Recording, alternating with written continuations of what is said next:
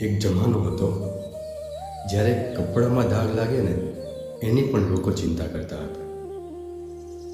અને આજનો જમાનો છે કે જીવનમાં દાગ લાગે ને તો પણ લોકોની પરવા નથી. જીવનમાં નામ કમાવવા માટે વર્ષો નીકળી જાય છે, પણ એ જ નામમાં દાગ લાગતા એક ક્ષણ પણ નથી લાગતી. એટલા માટે જ કોઈક મહાપુરુષે કહ્યું છે, if you wealth is lost, nothing is lost. તમે જો સંપત્તિ ગુમાવી છે તો તમે કંઈ જ નથી ગુમાવ્યું.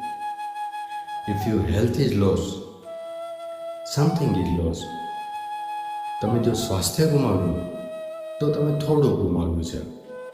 But if you character is lost, everything is lost. જો તમે તમારું ચરિત્ર ગુમાવી દીધું ને તો તમે જીવનમાં બધું જ ગુમાવી દીધું છે.